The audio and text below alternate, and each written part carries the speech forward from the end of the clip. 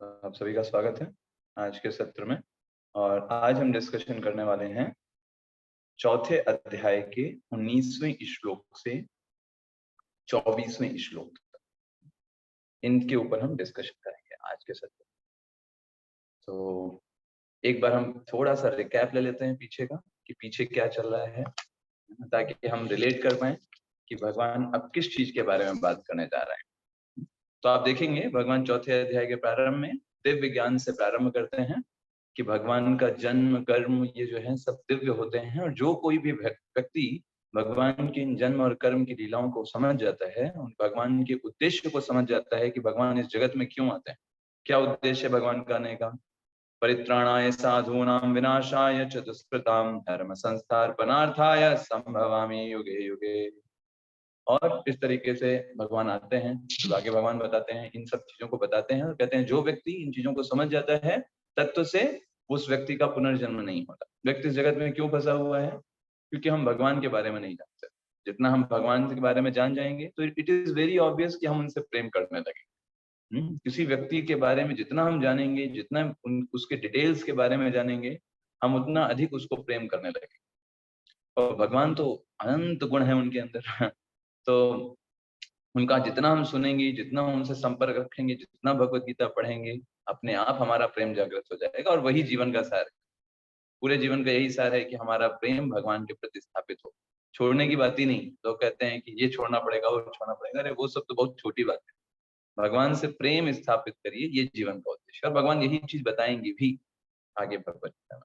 कभी कभी लोग प्रश्न पूछते हैं, कहते हैं कि प्रभु जी भगवान की भक्ति करने में बहुत ज्यादा जोर दिया जाता है, ये मत करो, वो मत करो, यहाँ मत जाओ, वहां मत जाओ, ये मत खाओ, वो मत खाओ, भोग मत करो। तो ये इतना क्या आवश्यक है? ठीक है, भगवान की भक्ति तो कर रहे हैं, भगवान का नाम जप कर ले रहे हैं, बाकी ये सब करने की क्या जरूरत है ना। लेकिन इसीलिए देखिए भगवान ने भगवत गीता में, इसीलिए इस चौथे चैप्टर में आपने ये गौर किया होगा, भगवान ने क्या बोला? कवयोप्यत्र मोहिता। कर्म, अकर्म और विकर्म को समझना बहुत जरूरी है ना। क्यों बहुत जरूरी है? कि हमको पता होना चाहिए कि भगवान मुझसे क्या एक्सपेक्ट करते हैं, है ना। कर्म भी ऐसा लगता है कि अच्छी चीज है ना, हम दूसरों को परोपकार करना, यज्ञ करना, हवन करना, उससे तो सब कुछ अच्छा ही दिखाई देता है। लेकिन जो थोड़ा सा बुद्धिमान व्यक्ति होगा या शास्त्रों में थोड़ा सा ज्ञान रखता होगा, उसको ये समझ में आएगा, इवन ये जो कर्म है ये भी हमको बांध रहे हैं, अगर हमारा उद्देश्य भगवान की प्रसन्नता नहीं है तो। भगवान ने एकदम स्पष्ट किया कि वही कर्म जो है वो तुमको मुक्त करेंगे जिसका उद्देश्य भगवान को प्रसन्न करना है। अदरवाइज आप देखिए, लोग संसार में दान भी देते हैं, है ना, फोटो खिंचाते हैं दान के समय, दान देते समय, है ना, ताकि उसे फेसबुक पे डाल सके, है ना। ब्लड डोनेशन करते हैं, वो भी फोटो खिंचाते हैं ताकि वो फेसबुक पे डाल सके, लोग दूसरों को दिखा सके। तो उद्देश्य उनका एक्चुअल में दूसरों को सर्व करना नहीं है। वो उद्देश्य है कि मैं ये कर रहा हूँ, मुझको वापस क्या मिलेगा, स्वर्गलोक में कुछ भोग मिलेंगे, या हमारा अगला जन्म बहुत अच्छा हो जाएगा। ये सोच करके वो इवन परोपकार के कार्यों को भी कर रहे हैं, तो उसका फल उनको वही ही मिलेगा, और इसके अलावा और कुछ नहीं मिलेगा। तो भगवान ने इसलिए देखिए कितना जोर दे करके इस चौथे चैप्टर में बोला कि हमको इन सब चीजों को समझना है। कर्म, विकर्म और अकर्म में बहुत गहनता के साथ हमको समझना है। जिसमें हमने पिछली बार एग्जाम्पल लिया था कि जैसे एक ब्राह्मण ने क्या कह दिया, झूठ बोला कि गाय पश्चिम दिशा की तरफ थी। तो देखा जाए तो झूठ बोला तो गलत बात है, लेकिन वहां पर बड़ा धर्म क्या है? गाय की रक्षा करना। भगवान ने ये भी बोला कि देखो ये जो जितने भी कर्म है ना, मैं इनसे प्रभावित नहीं होता। न माम कर्माणि लिम्पन्ति न मे कर्म फले स्पृहा। तो क्यों नहीं भगवान भी कार्य करते हैं, लेकिन वो कर्म में फंसते क्यों नहीं है? भगवान कहते हैं मुझे कर्म फल की कोई आकांक्षा ही नहीं है। आप बताइए, क्या कोई ऐसी चीज है जो भगवान को प्राप्त नहीं? नहीं, भगवान को सब प्राप्त है, भगवान के द्वारा ही सब कुछ दिया गया है। तो कोई भी ऐसी चीज नहीं है जो उनके पास है नहीं, जिसके कारण वो कर्म कर रहे हो हमारी तरह। हम क्यों कर्म करते हैं? हमें कुछ चाहत होती है, कुछ पाना होता है। भगवान को ऐसा कोई नहीं, वो सिर्फ कर्म किस लिए करते हैं? एग्जाम्पल सेट करते हैं। इसलिए उनको कोई, वो किसी कर्म में फंसते नहीं है ना। इति माम यो भी जानाति। और जो इस बात को समझ जाता है कि भगवान कर्म कर रहे हैं अलग अलग प्रकार के, वो हमारी तरह फंसने वाले नहीं है ना। हम फंसे हुए हैं वो कर्म कर्म कर, क्योंकि हमें कर्म फल की आकांक्षा है। लेकिन भगवान नहीं फंसते। इस बात को जो जान जाता है, कर्म भिर्न सपद्यते, वो व्यक्ति भी वैसे ही काम करेगा, उसको भी कर्म बंधन नहीं लगेगा। दैट्स भगवान ने बताया 14वें श्लोक में। और फिर उसके बाद भगवान ने बताया कि ये सारे कर्म, अकर्म और विकर्म हमको तीनों अच्छे से समझने चाहिए, और जो समझेगा वो व्यक्ति बुद्धिमान है, और सब प्रकार के कर्मों में प्रवृत्त रह करके भी वो मुक्त रहेगा। ऐसा करके भगवान ने 18वें श्लोक में बोला। अब ये चीज हमको समझना जरूरी है कि हम आध्यात्मिक जीवन में हमें क्यों मना किया जाता है भोग करने। कोई व्यक्ति ऐसा बोल सकता है ना कि भाई हम तो जीवन, आध्यात्मिक जीवन भी फॉलो कर रहे हैं और साथ साथ में भोग भी करेंगे, जो मन है वो खाएंगे, जो मन हो वैसा करेंगे। तो देखिए, जैसे जब किसी व्यक्ति को रोग होता है तो डॉक्टर उसको क्या बताते हैं, कहते हैं कि तुमको ये दवाई खानी है। तो दवाई हमारे लिए क्या है, हमें भी रोग है, हम भौतिक जगत में आए हैं, यहाँ पर अनेक प्रकार के जन्म मृत्यु जरा व्याधि हम झेल रहे हैं, 3 प्रकार के ताप हैं, ये भी हमारे लिए रोग ही है। तो इसके लिए दवाई क्या है, हरे कृष्ण कृष्ण कृष्ण हरे हरे, हरे राम राम राम हरे हरे। ये दवाई है जो हमको दी है डॉक्टर ने। डॉक्टर कौन है, आध्यात्मिक गुरु हैं, उनके द्वारा हमको दवाई प्राप्त हुई है। और जिस प्रकार डॉक्टर जो होते हैं वो ये बताते हैं कि देखो ये दवाई है, तुमको अभी इतने दिनों तक ये चीजें नहीं खानी है, क्यों खाओगे तो रोग बढ़ जाएगा, दवाई काम नहीं करेगी उतने। दवाई में तो पोटेंसी है, लेकिन अगर तुमको जो मना किया गया वो चीज करोगे तो फायदा नहीं करेगी। तो ऐसे ही आध्यात्मिक गुरु भी हमको बताते हैं कि ये देखो ये विकर्म है, शास्त्रों में मना किया गया करने को। शास्त्रों में मना किया गया मतलब क्या, शास्त्र भगवान की वाणी है, भगवान हमसे नहीं चाहते कि हम वो कार्यों को करें। जैसे अवैध स्त्री पुरुष संबंध रखना, नशा करना, जुआ खेलना, मांसाहार करना शास्त्रों में वर्जित किया गया है। तो अगर शास्त्र में वर्जित किया है तो हम क्यों करें, भगवान ने अगर हमको मना किया है तो हमें क्यों करना चाहिए, नहीं करना चाहिए। ये सोच करके उसको छोड़ देते हैं डिवोटीज, भक्त होते हैं, है ना। तो जिस प्रकार डॉक्टर हमको कहता है, टाइफाइड रोगी हो जाता है, उसको बोलता है तुमको पूरी कचौड़ी नहीं खाना है, 21 दिन तक अगर तेल का कुछ भी खाओगे तो जिंदा नहीं बचोगे, फिर हम दवाई वही कोई काम नहीं करेगी। तो वैसे ही भगवान हमको शास्त्रों के द्वारा समझाते हैं कि क्या चीज हम, किन चीजों से दूर रह करके हम इस भौतिक बंधन से छूट सकते हैं। अदरवाइज हम भौतिक बंधन में ही घूमते रहेंगे, यहीं पर ऐश्वर्य भोग, ऐश्वर्य प्रशक्ता नाम तया अपरहत चेतशाम व्यवसायात्मिक बुद्धि समाधो न विधीयते। ऐसे व्यक्ति की कभी भी बुद्धि स्थिर हो ही नहीं पाएगी। जैसे हमने आपको कई बार बताया, मान लीजिए कोई एक ऐसा व्यक्ति, पुरुष या स्त्री है, जिसका मन 24 घंटे है किसी स्त्री या किसी पुरुष के प्रति आसक्त है, उसी के बारे में सोचता है, उसके पूरे सुबह से लेकर शाम तक यही सोचता रहता है किस तरीके से हम उसको प्रभावित करें, किस तरीके से अपना प्रभाव उसके ऊपर छोड़ दें जिससे वो हमारे वश में हो जाए, जो हम चाहें वो करे। ऐसा व्यक्ति क्या भगवान के ऊपर है, भगवान की क्रियाओं से संबंध रख पाएगा। एक ऐसा व्यक्ति जो जुआ खेलता है, जो हमेशा पैसा पैसा सोच रहा है, वो क्या भगवान में मन को लगा पाएगा, है ना। जो व्यक्ति मांसाहार कर रहा है, एक सामान्य जो मासूम पशुओं को मार मार करके अपने पेट में कब्र बना रहा है, ऐसा व्यक्ति भगवान के प्रति किस भावना के साथ जाएगा। और सेम चीज हम समझ सकते हैं नशा के प्रति, जिसको खुद का होश नहीं है वो भगवान का क्या भजन करेगा। तो देखिए, भगवान हमको इन चीजों को मना करने का, जैसे एक माता कभी कभी अपने बच्चों से कहती है ना, देखो आग मत छूना, ए चाकू को मत छुओ, घर से बाहर मत जाओ। तो बच्चा बोला ये क्या माँ मेरे पीछे पड़ी हुई, ये मत करो, ये मत करो, ये मत करो, मतलब हम क्या दुश्मन है क्या। तो माता दुश्मन नहीं है, बच्चा अभी कमजोर है, उसे पता नहीं है कि ये चीजें हमको नुकसान पहुंचा सकती हैं। ऐसे ही जो मूर्ख जीव होते हैं, इस जगत में भटकते रहते हैं, उनको पता नहीं है कैसे ये चारों जो पाप के स्तंभ हैं, अवैध स्त्री पुरुष यौन संबंध, नशा करना, जुआ खेलना, मांसाहार करना, ये पाप के स्तंभ हैं, एकदम जहर है हमारे लिए। तो भगवान उनको शास्त्रों के द्वारा हमको मना करते हैं, वर्जित करते हैं। तो उसे व्यक्ति कोई सोचे कि अरे हमको तो मना किया जा रहा है तो गलत है ना, हमें तो इसमें आनंद मिलेगा, लेकिन वही आनंद आपको खत्म कर देगा, आपको कहीं का नहीं छोड़ेगा। इसलिए शास्त्र हमको मना करते हैं, डॉक्टर जैसे मना करता है कुछ चीजों को नहीं खाने, वो हमारी भलाई के लिए है।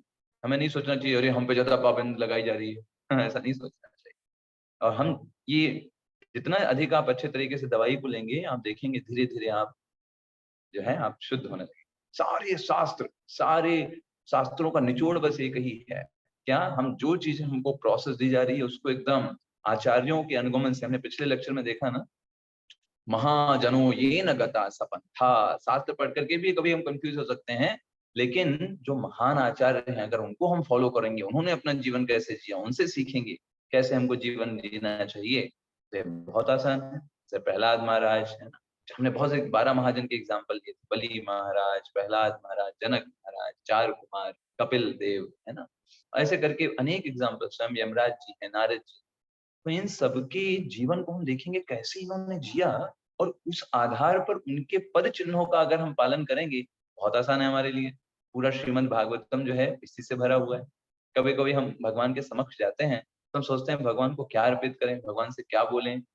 तो हमें ज्यादा सोचने की जरूरत नहीं है, हम अपनी छोटी बुद्धि से छोटी मोटी चीजें ही बोलेंगे। हम कहेंगे हमारा पेट खराब है, हमारे सर में दर्द हो रहा है, भगवान ठीक कर दो, हमारे बच्चों की पढ़ाई लिखाई करो दो। हम यही सब छोटी मोटी चीजें बोलेंगे जिनका कोई मतलब। अच्छा क्या हो, हम प्रहलाद महाराज की प्रेयर्स देखें। प्रहलाद महाराज की जब प्रेयर्स देखेंगे, प्रहलाद महाराज इसमें प्रेयर कर रहे हैं, भगवान आपको इस जगत में कुछ भी नहीं चाहिए, लेकिन फिर भी आप इस भौतिक जगत में आते हैं, हम बद्ध जीवों को मदद कर रहे हैं। प्रहलाद महाराज की प्रेयर्स भगवान के सामने कर सकते हैं, है ना। तो प्रहलाद महाराज की प्रेयर्स शुद्ध है, महाजन की प्रेयर है, और वो प्रेयर्स हमको करनी चाहिए। अपना बुद्धि लगाने से अच्छा है हम जो महाजन है उनकी प्रेयर्स को गए।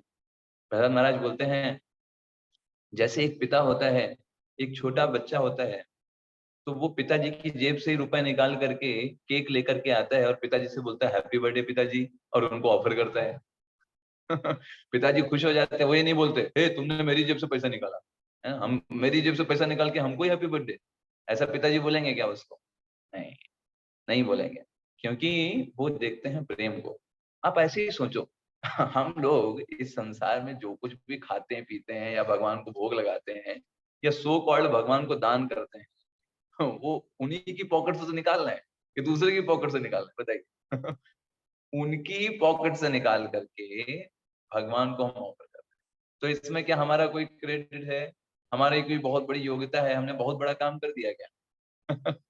उनके द्वारा दिया गया दिमाग है। मान लीजिए जो दिमाग मिला है या हमको जो वाणी मिली है या जो कान मिले हैं, भगवान ने हमको दिए हैं। अगर हम भगवान की सेवा में लगा रहे हैं तो हमने बहुत बड़ा काम कर दिया क्या? बहुत बड़ा हमने ऐसा युद्ध कर दिया? तो भगवान ने ही दिया था। लेकिन भगवान के लिए ये बहुत बड़ी बात है। क्यों? ऐसा क्यों? क्योंकि भगवान देखते हैं प्रेम। भगवान ये नहीं देखते कि इस व्यक्ति क्या दे रहा है। अभी 5 रुपए का वो केक लेकर के आया छोटा बच्चा, वो क्या दे पाएगा भगवान को 5 रुपए? भगवान के पास तो बहुत रुपए हैं, वो कुछ भी खा सकते हैं। लेकिन भगवान कंटेंट नहीं देखते हैं, भगवान इंटेंट देखते हैं। यहीं पर हम विजयी हो सकते हैं।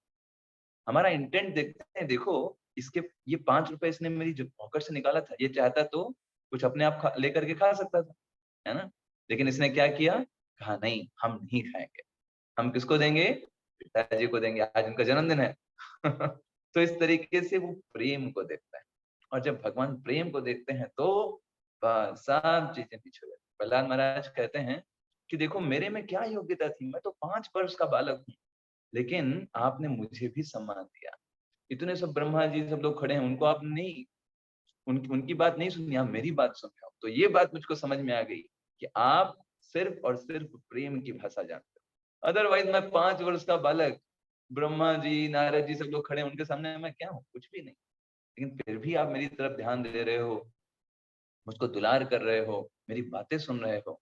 तो मुझे समझ में आ गया कि सिर्फ और सिर्फ भक्ति ही है जिससे आपको प्रभावित किया जा सकता है, और इस संसार में कोई भी चीज ऐसी नहीं है जिससे आपको आकर्षित किया जा सके। ना कोई ज्ञान, ना कोई पूरा सब कुछ शास्त्रों का भर ले अपने दिमाग में, इन सब चीजों से भगवान को प्रभावित नहीं कर सकते। भगवान को प्रभावित कर सकते हैं कि हमारा एकदम शुद्ध हृदय हो, मक्खन की तरह, इसमें बस भगवान के प्रेम का जो है मलाई हो।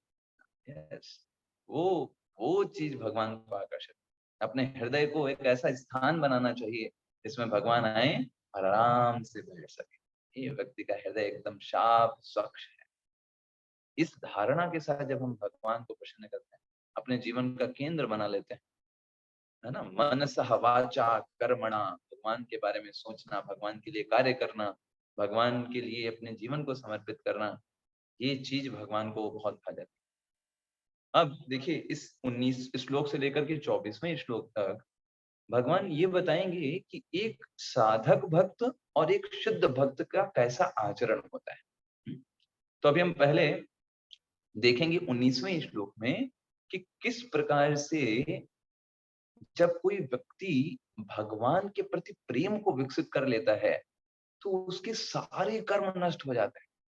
जितना भी उसने कर्म और विकर्म किया होगा ना, पूर्व जन्म में या इस जन्म में, अगर उसने अपने भगवान के प्रति प्रेम पूर्ण तरीके से एक व्यवहार को विकसित कर लिया और उस व्यवहार के ज्ञान की अग्नि में सभी कर्म भस्म हो जाए। चलिए आइए 19वां श्लोक पढ़ते हैं। यस्य सर्वे समारंभा काम संकल्प वर्जिता ज्ञानाग्नि दग्ध कर्माणम तमाहु पंडितम बुधा। भगवान क्या बोल रहे हैं? यस्य सर्वे समारंभा, जिस व्यक्ति के सारे प्रयास, सारे उद्यम, सुबह से उठ करके शाम के सोने तक जितना भी वो प्रयास करता है, सर्वे समारंभा काम संकल्प वर्जिता। काम संकल्प वर्जिता, काम का मतलब क्या होता है? अपनी इंद्रियों को तुष्ट करने का प्रयास। वर्जिता, वो नहीं करता। अपनी इंद्रियों के लिए उसका प्रयास नहीं होता कि मुझे इंद्रिय क्या मिलेगा, मेरा ग्लोरिफिकेशन कैसे होगा, मेरे बारे में लोग कैसे जानेंगे, मेरा गुणगान कैसे गाएंगे। ये काम ही है। काम के अलग अलग स्तर हैं। काम का एकदम ग्रॉस लेवल है स्त्री पुरुष संबंध, और उसका विस्तार बहुत लंबा होता है। व्यक्ति मैं मेरा सोचे, मेरे लिए कोई काम करे, मेरा नाम ले, मेरी जय जयकार करे, ये सब काम के ही अलग अलग स्वरूप हैं।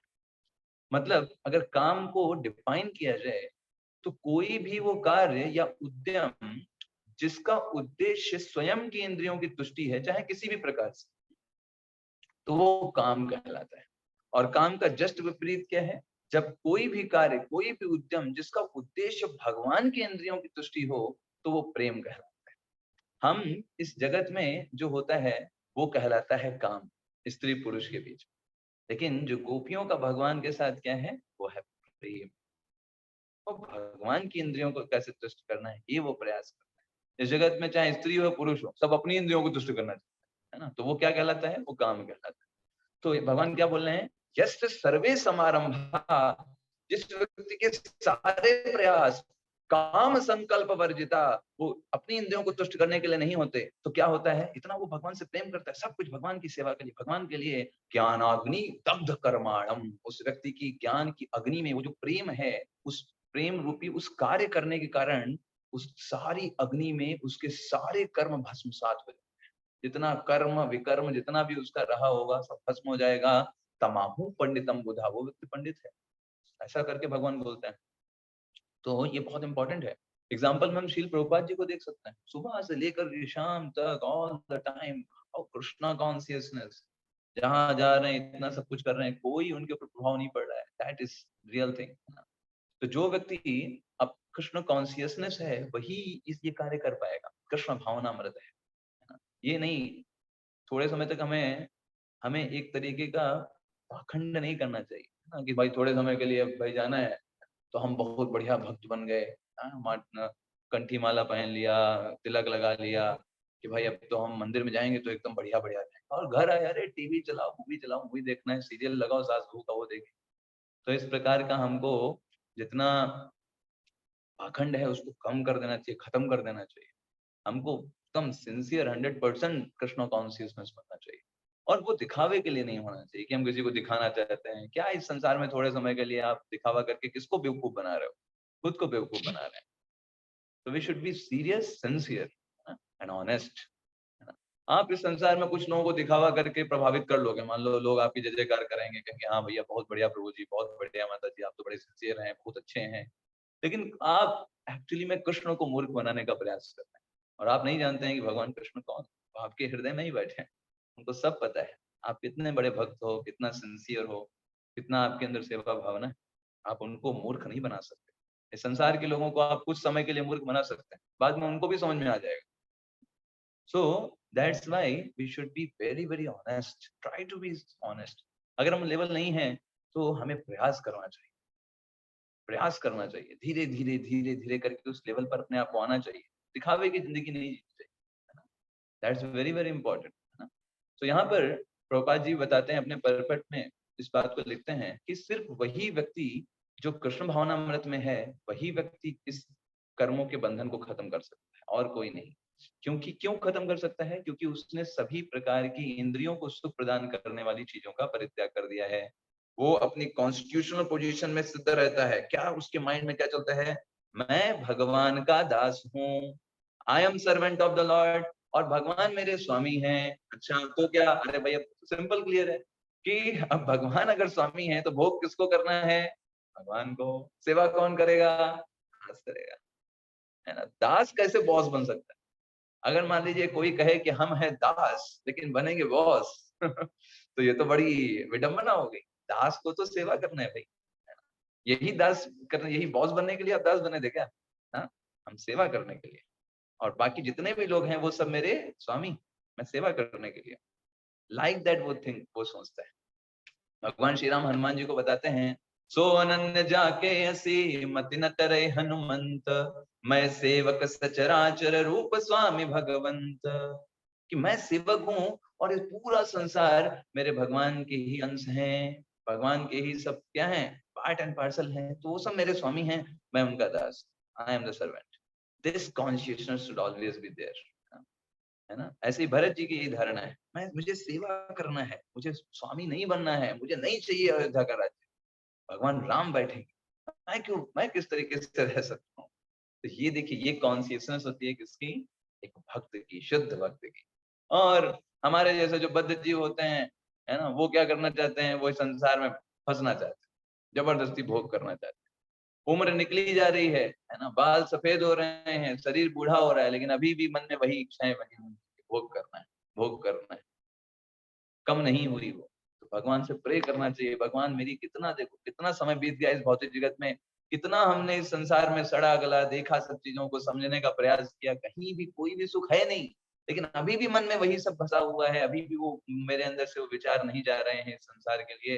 तो आप मेरे पे कृपा करो, मेरे ऊपर दया करो, मुझे समझाओ, मुझे मार्गदर्शन करो। भगवान से प्रेयर करनी चाहिए, रोना चाहिए भगवान के सामने। और भगवान जब देखेंगे हम सिंसियर हैं, तो हमें वो बिल्कुल मार्ग दिखाएंगे। चलिए 20वें श्लोक में चलते हैं। त्यक्त्वा कर्म फलम संगाम नित्य तृप्तो निराश्रया कर्मण्य अभिप्रवृत्तोपि नैव किंचित करोति च सः। तो क्या बोल रहे हैं? त्यक्त्वा कर्म फला संगा, कर्म के फल का त्याग कर देना। तो ये साधक का स्टेज, साधक का स्टेज मतलब ये हमारा स्टेज बोल सकते हैं, और हम हमारे लिए फॉलो करने के लिए ही है। हमें ये करना चाहिए। क्या करना चाहिए? जो भी हम कर्म कर रहे हों उसके फल का त्याग कर देना चाहिए। एक बार मैं छोटा था, तो उस समय मैंने ये वाक्य सुना कि जितने भी हमारे कर्म के फल हों वो भगवान कृष्ण को समर्पित कर दो। तो मैंने सोचा ये तो गड़बड़ बात है ना? हम मेहनत करें, भगवान को कैसे दे दें? भगवान को दे देंगे तो हमको क्या मिलेगा, है ना? ऐसा मैंने सोचा छोटे पर। लेकिन जब श्री प्रभुपाद जी की पुस्तकें पढ़ा और समझा कि एक्चुअल में सबसे अच्छा हम क्या कार्य कर सकते हैं, प्रत्येक कार्य को भगवान के लिए ही करें और उनको ही फल समर्पित करें, कुछ भी क्रेडिट हम ना लें। क्यों ना लें? कोई सोच सकता है काम हमने किया, हम क्यों लें क्रेडिट, हम क्यों ना लें? तो देखो, काम भले आपने किया लेकिन सारी चीजें भगवान ने तो दिया है। आपकी बुद्धि से लेकर के इस संसार में जितने भी तत्व हैं, इवन आपके मदर फादर जिन्होंने आपको जन्म दिया, वो सब भगवान का मैनेजमेंट है। हम लोग थोड़ा-सा आ करके, जैसे हमने आपको एक पहले एग्जांपल दिया था ना कि एक बढ़ई का, तो बढ़ई आ करके कुछ लकड़ी के ऊपर काम करके टेबल बना दिया, इसका मतलब नहीं है वो टेबल लेकर के चला जाएगा। टेबल तो मालिक का ही है ना, बढ़ई को वेतन मिल जाएगा। हाँ भाई, तुम्हारा वेतन है तो लकड़ी उसका, पैसे मालिक दे रहा है, तो वो टेबल लेके कैसे जा रहा है? ऐसे ही माली जो होता है, वो उसने वो पानी देने का वो काम कर रहा है। इसका मतलब ये नहीं कि फूल लेकर के वो चला जाए। फूल किसके लिए हैं? मालिक के लिए, मालिक के लिए नहीं। तो ठीक वैसे ही इस संसार में हम जो कुछ भी कार्य करते हैं, हमको जो कुछ भी क्रेडिट मिले, कोई कहे प्रभु जी बहुत बढ़िया हुआ, कोई बोले कि माता जी बड़े अच्छे से आपने सेवा किया, बहुत अच्छा आहार बनाया, बहुत अच्छा लेक्चर हुआ, बहुत अच्छे से आपने भगवान के लिए दान किया। तो हमें तुरंत हाथ जोड़ करके बोलना चाहिए कि ये सब भगवान के द्वारा दिया था। हमारा बस उतना ही श्रेय है कि हमने उस भगवान की सेवा में लगने का प्रयास किया। बस, इससे ज्यादा हमारा कोई दूसरा क्रेडिट नहीं है, क्योंकि वो भगवान का ऑलरेडी था। वो तो भगवान ने हमारे कोटे में हमको दिया था। लाइक दैट, ये हमारी चेतना होनी चाहिए। तो यहाँ पर क्या बताया? नित्य तृप्तो निराश्रयः। जो भगवान के साधक भक्त होते हैं उनको कैसा होना चाहिए? नित्य तृप्त होना चाहिए। तो नित्य तृप्तों का देखिए तात्पर्य में क्या बताते हैं, सदा तृप्त रहता है भगवान की भक्ति कर करके, है ना। कोई उसको डिससेटिस्फेक्शन नहीं रहता है कि कोई उसको कोई चीज की चाह बनी हो, नहीं, वो भगवान की सेवा करके एकदम मस्त रहता है, निराश्रय, कोई भी भौतिक आश्रय नहीं लेता इस जगत में। कर्मण्य अभिप्रवृत्तोपि, ऐसा दिखाई देगा कि बड़ा काम कर रहा है ना। बहुत, जैसे आप देखिए श्रील प्रभुपाद जी का सुबह से शाम का शेड्यूल देखो, है ना? सुबह भोगा बनाना, लिखना, परपट्स, है ना, बुक डिस्ट्रीब्यूशन करना, लोगों से मिलना, वैज्ञानिकों से, दर्शना शास्त्रियों से मिलना, कोई भी एक सेकंड प्रभुपाद जी खाली नहीं रहते।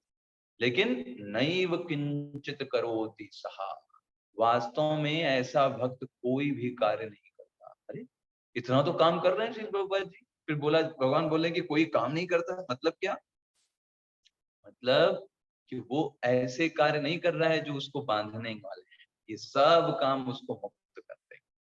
क्योंकि इन सारे कामों का उद्देश्य क्या है, what is the purpose, Prabhupada ji इतना सब कुछ कर रहे हैं, इन सबका उद्देश्य क्या है, व्हाट इज द पर्पस, बताइए।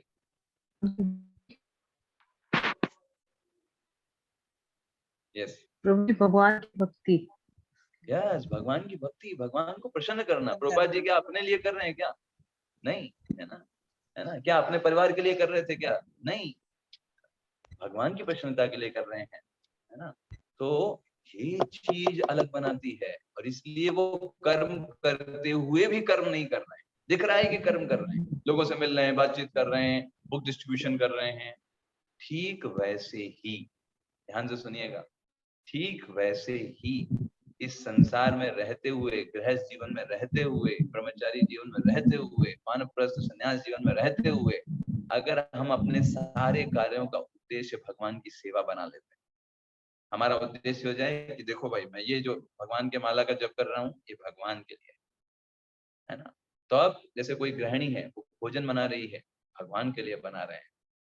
ऐसे कोई व्यक्ति बुक डिस्ट्रीब्यूशन करने जा रहा है, भगवान के लिए जा रहे हैं।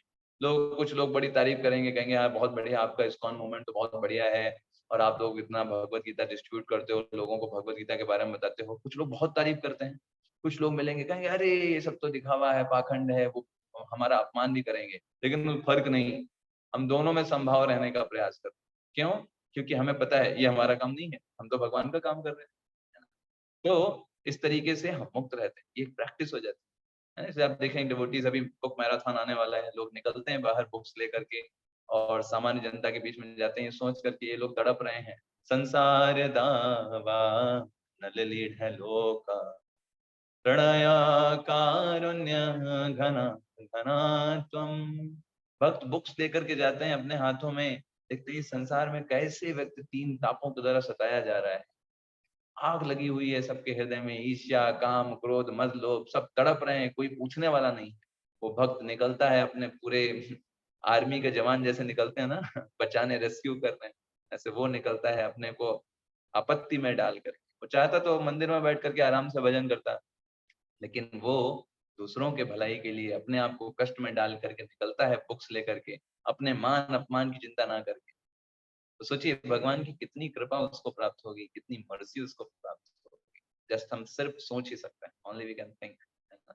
तो ऐसे ही कोई गृहिणी है, वो भगवान के लिए भोजन बना रही है, कोई बुक डिस्ट्रीब्यूशन करने जा रहा है, कोई भगवान के मंदिर जा रहा है, कोई स्त्री भगवान के लिए सुंदर हार बना रही है। तो ये सब लोग काम तो कर रहे हैं, लेकिन एक्चुअल में ये सारे काम उनको कर्म बंधन से मुक्त करना है। ये कोई भी काम उनको बांधेगा नहीं, क्योंकि इन सारे कामों का उद्देश्य स्वयं की इंद्रियों की तुष्टि नहीं है। और इस कारण से ये सारे के सारे जो काम हैं, उसको लिबरेट कर देंगे, उसको मुक्त कर देंगे इस संसार से। बिल्कुल सिंपल सा। इसलिए श्रील प्रभुपाद जी तात्पर्य में बहुत सुंदर बताते हैं कि भगवान का भक्त क्यों काम करता है, क्योंकि भगवान के प्रति प्रेम होता है इसके हृदय में, बस यही कारण। क्यों भाई वो भक्त, तुम इतना मेहनत क्यों कर रहे हो, तुमको क्या मिल रहा है, मिलना नहीं है देना है दैट इज अ कॉन्शियसनेस। भौतिक जगत में हर कोई काम क्यों करता है, क्योंकि उसे कुछ चाहिए। और कोई पूछेगा अरे आप ऑफिस क्यों जाते हो, ऑफिस इसलिए जाते हैं पैसे मिले है ना, धन मिले। वहां थोड़ा ना हम बॉस से हम बहुत प्रेम करते हैं कि भाई हम तो, हमें तो काम करना ही है, चाहे आप पैसे दो या ना दो, ऐसा कोई करेगा कोई नहीं करने वाला। कोई बॉस से प्रेम नहीं करता। वो क्या, वो तो सिर्फ कुछ ना कुछ प्राप्त करने के लिए जाता है। लेकिन आध्यात्मिक जगत में जस्ट इसका उल्टा है। हमारे प्रेम होता है। हम क्यों सुबह उठ रहे हैं, जप कर रहे हैं, क्यों भगवान के लिए भोजन बना रहे हैं, क्यों बुक डिस्ट्रीब्यूशन करने जा रहे हैं, क्योंकि भगवान के प्रति प्रेम है। प्योर डिवोटीज, प्रेम के कारण वो काम करते हैं। जैसे एक माता जो है अपने बच्चे से प्रेम करती है ना। बच्चा कभी कोई लात भी मार देते हैं माता के, है ना। माता को मारता भी रहते, छोटे बच्चे होते हैं, कुछ भी थोड़ा सा उनके प्रॉब्लम हुई सीधे आकर के मारने लगते हैं, लेकिन माता क्रोध नहीं करती। तो वैसे ही हमको समझना चाहिए, जब कोई भक्त होता है उसके जीवन में कष्ट भी आएंगे, तब भी वो भगवान की सेवा करना नहीं छोड़ता, क्योंकि वो भगवान से प्रेम करता है। और प्रेम के कारण वो कठिन परिस्थितियों में भी अपनी सेवा को कंटिन्यू रखता है।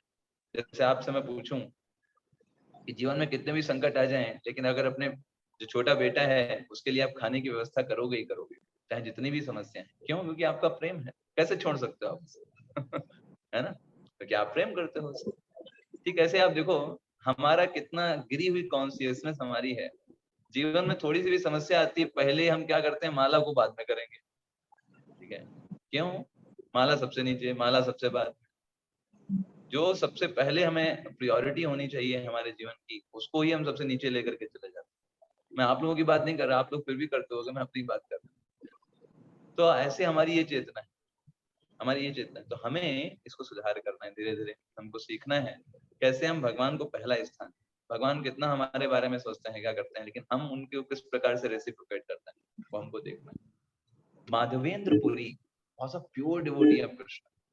माधवेंद्र पुरी हमारे आचार, हमारी संप्रदाय में एक बहुत ही शुद्ध भक्त हुए माधवेंद्र। तो इतने वो प्योर डिवोटी थे कि वो कुछ भी अपने लिए व्यवस्था नहीं करते।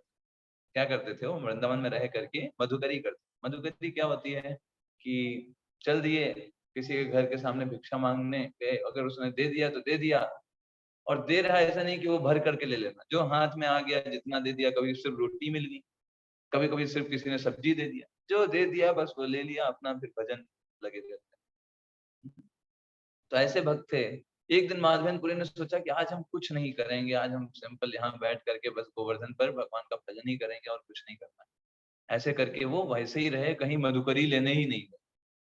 तो एक बच्चा उनके पास आया 5 साल का, कहा बाबा बाबा आपके लिए मैं एक लोटे में दूध लेकर के आया हूँ।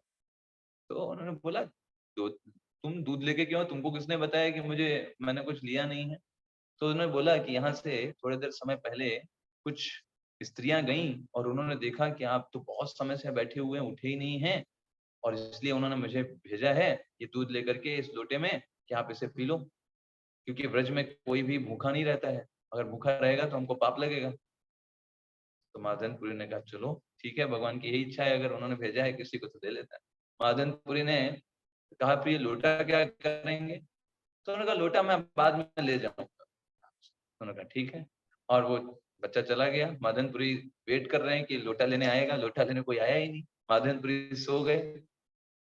माधवपुरी सो गए तो उनको स्वप्न में भगवान ने दर्शन दिए, उन्होंने बोला कि मैं ही था जो वो दूध का पात्र लेकर के आया था तुम्हारे पास, है ना। तो देखिए माधवेंद्रपुरी, जिस भगवान ने चौथे अध्याय के 11वें श्लोक में बोला है ना कि ये यथा माम प्रपद्यन्ते ताम तथैव भक्ताम। जो व्यक्ति जिस चेतना के साथ मेरे साथ आदान प्रदान करता है, मैं भी वैसे ही करता हूँ। तो भगवान भी वैसे पर्सनल इंटरफेयर कर, डिवोटीज के लाइफ में भगवान पर्सनल इंटरफेयर करते हैं, क्योंकि वो भक्त उस स्तर का होता है। ठीक है, तो वैसे ही ये यहाँ पर एक एग्जाम्पल है। माधवेंद्रपुरी इतने शुद्ध भक्त थे, इतने शुद्ध भक्त थे, कभी भी अपने बारे में किसी को बताते नहीं। ये डरते थे कि मेरा कोई ग्लोरिफिकेशन ना करे, मेरे बारे में कोई जान ना जाए कि मुझे, मैं भक्ति कर रहा हूँ। क्यों? क्योंकि उनको डर, वो कहते थे मेरा नहीं, भगवान का ग्लोरिफिकेशन होना चाहिए। आपको पता हो अगर, एक कथा जो है रमुना की, जहाँ पर खीर चोरा गोपीनाथ जी हैं, स्वयं भगवान श्री कृष्ण ने माधवेंद्रपुरी के लिए खीर को छुपा लिया। तो जब ये खबर, जब पुजारी को सपने में बताया कि मैंने माधवेंद्रपुरी के लिए खीर छुपाई है, तुम जाकर के उसको खीर दो, उसकी खीर खाने की इच्छा थी। माधवेंद्रपुरी के पास जब वो गए, कहा तुम्हारे लिए गोपीनाथ जी ने खीर को छुपा लिया। तुम कौन हो माधवेंद्रपुरी, तुम कितने भगवान के शुद्ध भक्त हो, ऐसे करके वो बोला। माधवेंद्रपुरी ने उस खीर के पात्र को लिया और उस खीर को खाया। फिर उस खीर के पात्र के भी टुकड़े कर डाले जो मिट्टी का था, और उसको भी तोड़ तोड़ करके एक एक दाना रोज खाते थे कि भगवान ने इसको छुआ होगा अपने हाथ से मेरे लिए। उसको रोज रोज खाते थे। और उसी रात में उस गांव को छोड़ दिया। क्यों छोड़ दिया?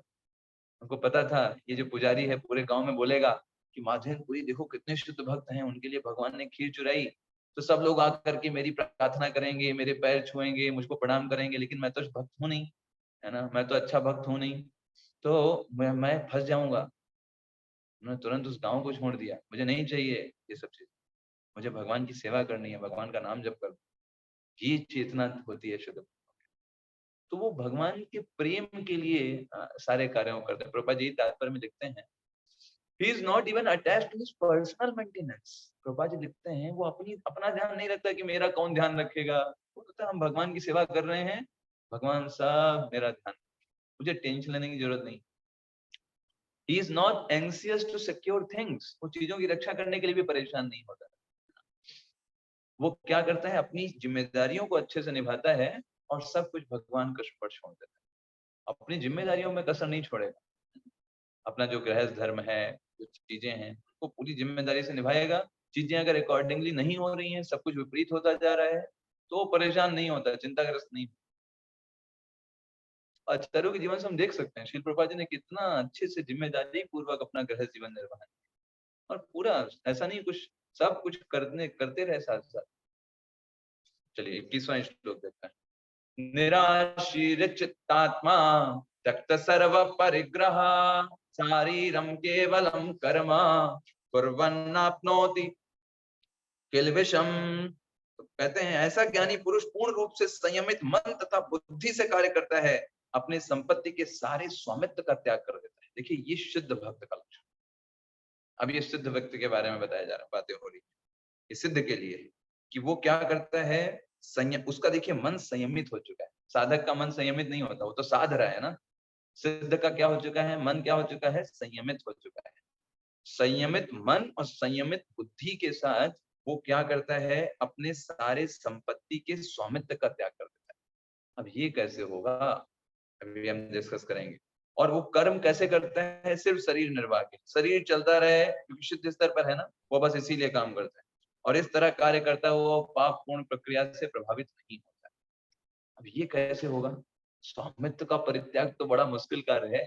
अच्छी अच्छी चीजें आदमी त्याग देता है, लेकिन जो डूअरशिप मेंटालिटी है ना, उसको त्यागना इतना आसान नहीं, बिल्कुल नहीं आसान।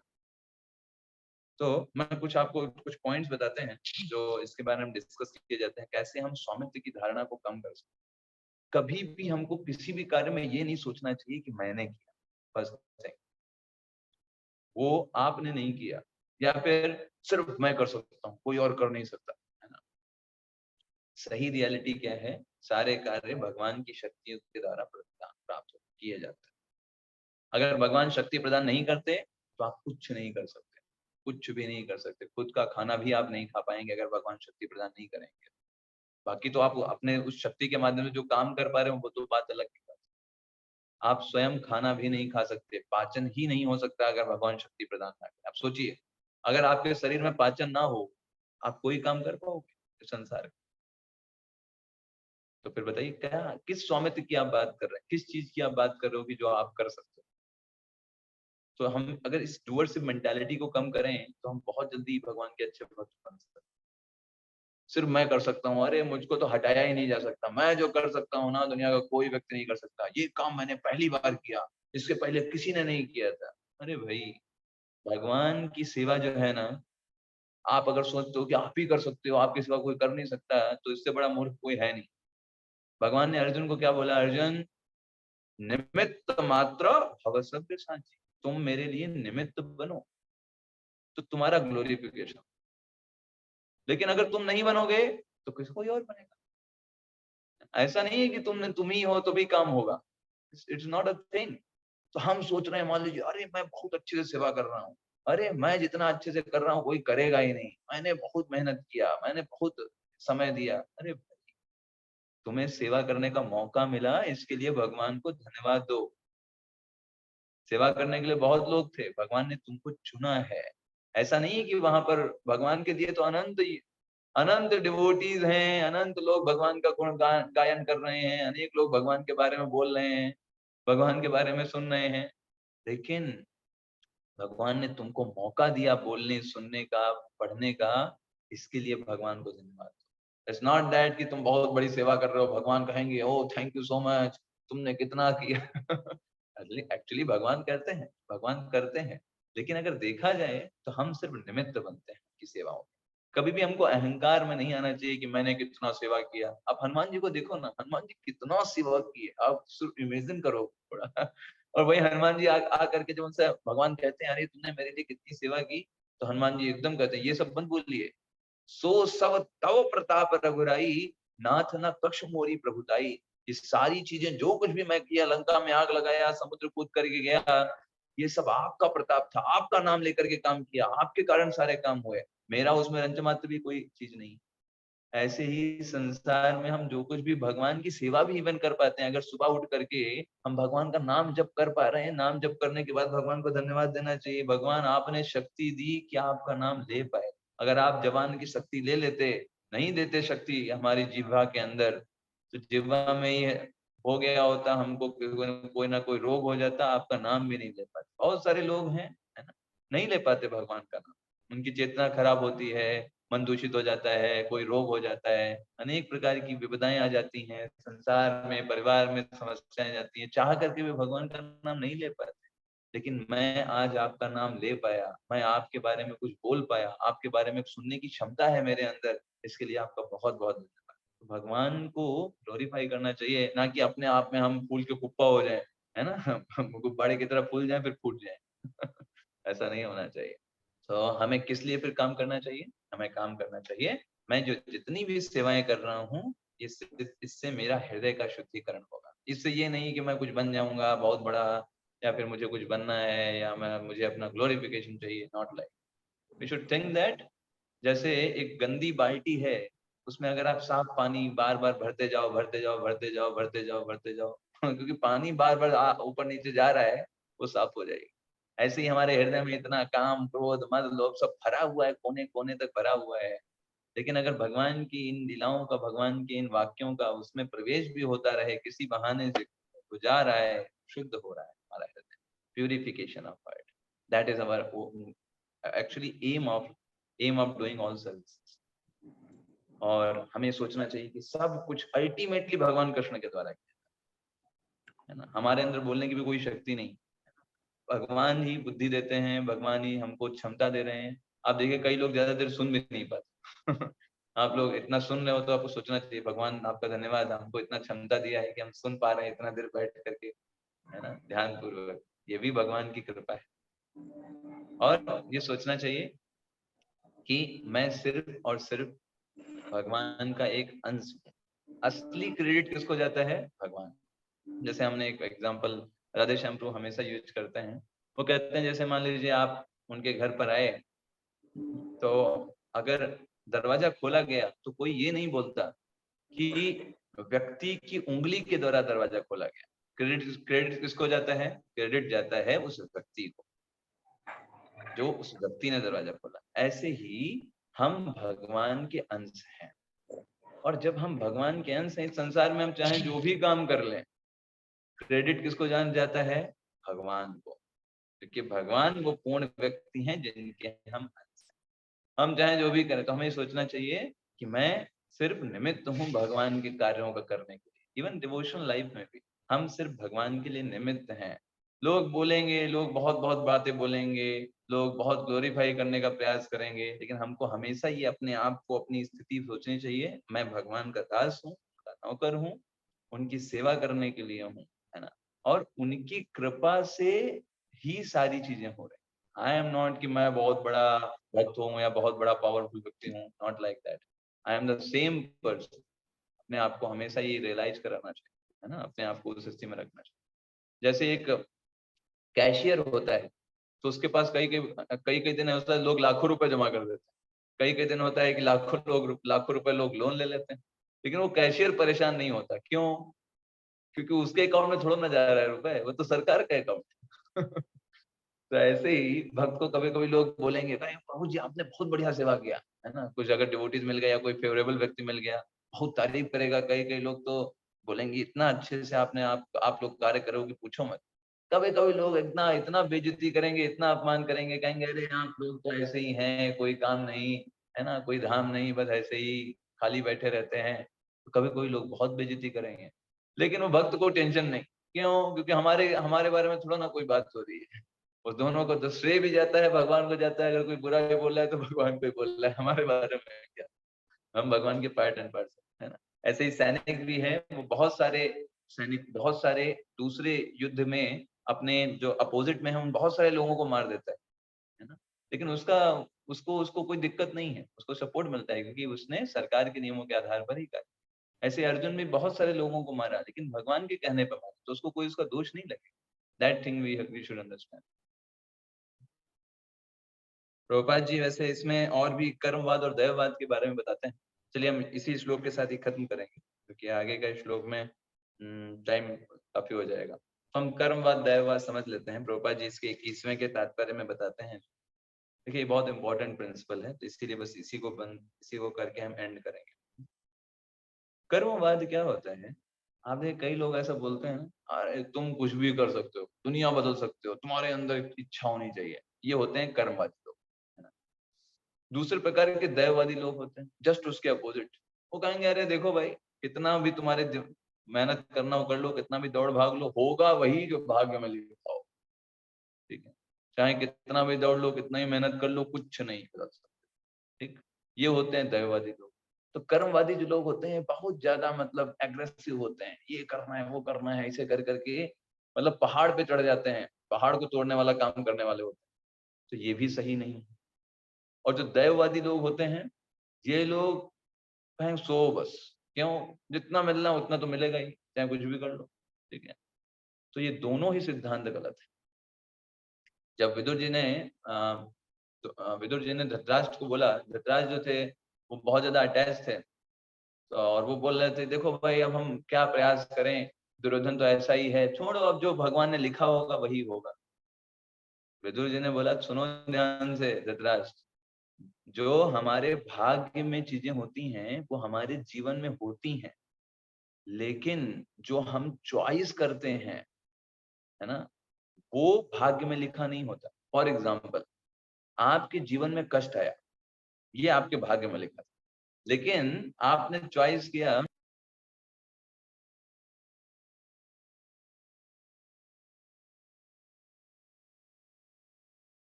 प्रभावित नहीं होना है, मुझे भगवान की सेवा करनी है। तो ये आपने चॉइस किया, ये चॉइस भाग्य में नहीं लिखी हुई। आप बात समझ रहे हैं? हाँ। क्या चीज़ आपके भाग्य में लिखा था, आपके जीवन में कष्ट आएँगे, सुख आएगा, ये आपके भाग्य में था। लेकिन उस परिस्थिति में आप क्या चूज़ करोगे, क्या कार्य आपकी इच्छा क्या होगी, वो चूज़ आप क्या करोगे, ये आपके भाग्य का विषय नहीं। तो ऐसे ही ये जो दुर्योधन जो मान लीजिए खराब व्यक्ति निकल गया, तो आपको इसको दंड देना चाहिए, इसको सँभालना चाहिए। अब आप ये छोड़ दो, अरे अब तो भाग्य में यही लिखा था, दुर्योधन अगर इस तरीके का नाशवानी व्यक्ति होगा तो छोड़ दो, क्या कर सकते हैं, ये गलत है। क्योंकि ये इच्छा जो आप कर रहे हो, ये आपके भाग्य का विषय नहीं। तो चूज़ करना हमारे भाग्य में होता है। जैसे फॉर एग्ज़ाम्पल आपको आपके पास चॉइस है, आपको मुंबई से दिल्ली जाना है, तो आपको मुंबई से दिल्ली जाना है, ये भाग्य में लिखा है। लेकिन ये भाग्य में नहीं लिखा है कि आप ट्रेन से जाओगे, कि फ्लाइट से जाओगे, कि पैदल ही निकल जाओगे। वो आपको चूज़ करना है। लेकिन दिल्ली जाना ये पक्की बात है। आपको वो करना है। लेकिन जो हम चूज़ करते हैं, हम जो इच्छाएँ करते हैं, जैसे मान लीजिए हमको जीवन में कष्ट आएगा, फिर एक बार सुख आएगा, फिर हमको फिर कष्ट मिलेगा, फिर सुख आएगा, ये लिखा हुआ भाग्य है। लेकिन हम इन सारी परिस्थितियों में भगवान का नाम जप करना नहीं छोड़ेंगे, भक्ति करते रहेंगे, चाहे सुख आए या दुःख आए, ये भाग्य का विषय नहीं, ये हमको चूज़ करना है। Getting my point? ये ये कर्मवाद और दैववाद का सिद्धांत है। बहुत आसान है समझना अगर थोड़ा-सा हम दिमाग लगाएँ। क्योंकि देखिए, हम जब इस संसार में आते हैं, तो कुछ ना कुछ अपना कर्म फल पिछला लेकर के आते हैं। पिछले जन्मों में जो कुछ किए हैं ना, एक पाप की गठरी और एक पुण्य की गठरी लेकर के आते हैं। और उसी से हमको कभी-कभी कष्ट मिलते रहते हैं, कभी-कभी सुख मिलता रहता है। सुख में हम फूल के कुप्पा हो जाते हैं, पार्टी, पार्टी, है ना? और कूदने लगते हैं। और दुख में जब होते हैं कहीं कोने में बैठ करके रो रहे होते हैं करके, ठीक है, कहीं किनारे बैठ करके रो रहे होते हैं या किसी कंधे पर सर रख करके रो रहे होते हैं। लेकिन इन दोनों परिस्थितियों में भगवान हमारे जीवन का केंद्र बने रहेंगे और हम हर एक परिस्थिति में भगवान को धन्यवाद देते रहेंगे और कहेंगे कि ये सब मेरे कर्मों का ही फल है, आपको नहीं छोड़ने वाले। ये हम चूज करते हैं, ये हमारा चॉइस, और ये जो चॉइस करते हैं यही भक्ति है। और अपने जीवन को इस तरीके से वो शुद्ध बना देते हैं, भगवान को अपने जीवन में हर समय निवेशित करते हैं, ना तो सुख या दुख, है ना।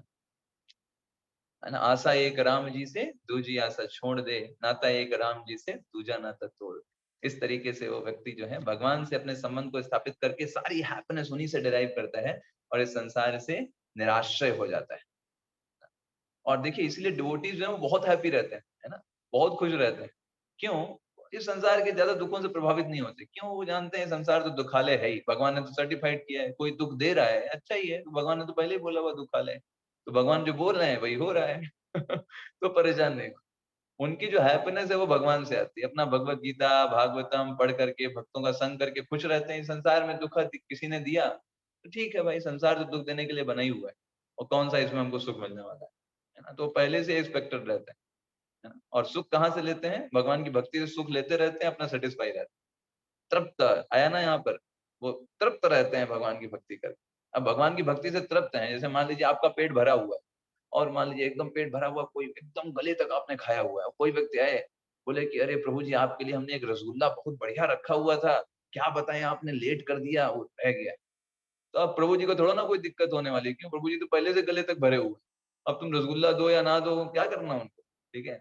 तो वैसे ही इस भौतिक जगत में जो तुच्छ तुच्छ सुख है ना, तो कोई व्यक्ति सोचते हैं अरे आपके पास धन नहीं है, अरे आपको ये चीज नहीं मिली, वो व्यक्ति कहता है ऐसा कैसे हो सकता है ना। लेकिन भक्त कहता है हमको जरूरत ही नहीं है ना, हमें तो उसकी चीज जरूरत ही नहीं है। आप चैतन्य महाप्रभु का अगर शिक्षाष्टकम देखिए तो भक्त का प्रिंसिपल ही यही है। तीसरा अगर देखिए आप स्टैंजा, ना धनम ना जनम ना सुंदरीम कविताम व जगदीश कामये मम जन्मना जन्मनेशु। भगवान की भक्ति अहेतुकी, भक्ति अहेतुकी करते रहना है कंटिन्यूअसली। भगवान को प्रसन्न करना, भगवान को प्रसन्न करना, भगवान को प्रसन्न करना, यही उसकी हैप्पीनेस।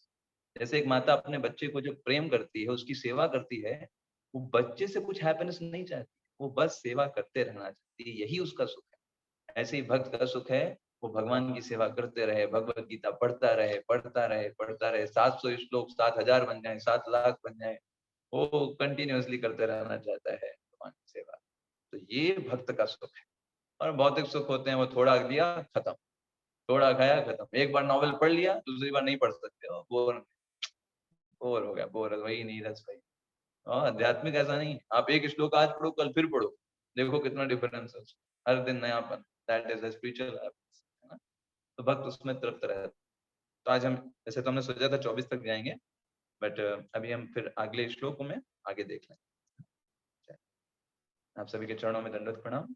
हरे हरे कृष्ण प्रभु जी, दंडवत हरे कृष्ण प्रभु जी, हरे कृष्ण प्रभु जी। हरे कृष्ण प्रभु जी, हरे कृष्ण